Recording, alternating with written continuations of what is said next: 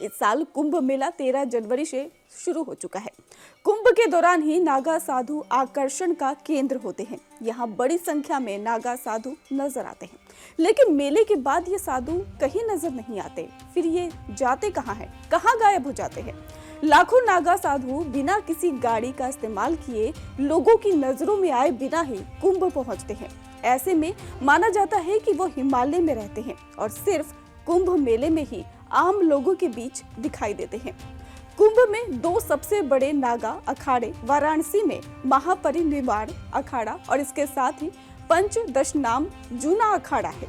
ज्यादातर नागा जो है यहाँ पर आते हैं और नागा साधु अक्सर त्रिशूल लेकर चलते हैं और अपने शरीर को भस्म से ढके रहते हैं। वो रुद्राक्ष की माला और जानवरों की खाल के कपड़े पहनते हैं। कुंभ मेले में सबसे पहले उन्हें स्नान करने का अधिकार होता है, उसके बाद ही बाकी श्रद्धालुओं को स्नान करने की अनुमति दी जाती है। लेकिन मेले के बाद सभी अपनी अपनी रहस्यमयी दुनिया में लौट जाते हैं। आखिर वो जाते कहाँ? तो चलिए आपको बताते हैं कि आखिरकार ये नागा साधु जाते कहाँ हैं, कहाँ रहस्यमयी दुनिया में गुम हो जाते हैं। कहा जाता है कि कुंभ मेले के दौरान नागा साधु अपने अखाड़ों का प्रतिनिधित्व करते हैं। कुंभ के बाद वो अपने अपने अखाड़ों में लौट आते हैं। अखाड़े में भारत के अलग अलग हिस्सों में ये मौजूद होते हैं। ये साधु वहाँ ध्यान, साधना, धार्मिक शिक्षा देते हैं। नागा साधु अपनी तपस्वी जीवन शैली के लिए जाने जाते हैं। कुंभ के बाद कई नागा साधु ध्यान और तपस्या के लिए हिमालय, जंगलों और बाकी शांत सी एकांत स्थानों पर पहुंच जाते हैं।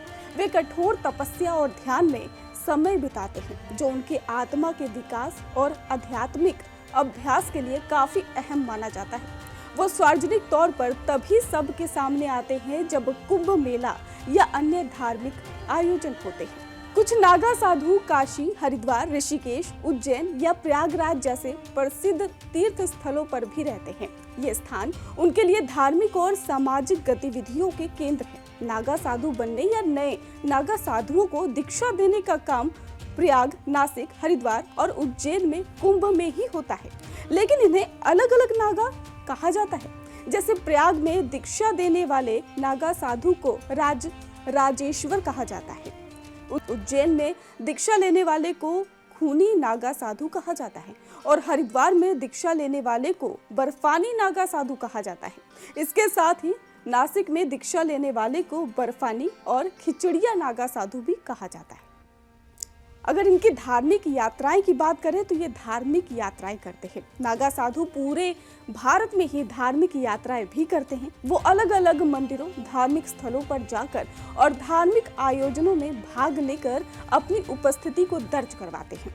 कई नागा साधु गुप्त रहते हैं और आम समाज से बहुत ज्यादा दूर रहते हैं, उनकी जिंदगी से दूर रहते हैं। उनकी साधना और जीवन शैली उन्हें समाज से अलग और आजाद बनाती है। तो हमने आपको बताया कि नागा साधु की जीवन शैली आखिर कैसी है, वो समाज से इतना दूर क्यों रहते हैं और वो शांति की तलाश में किस तरीके से तपस्या में लीन रहते हैं।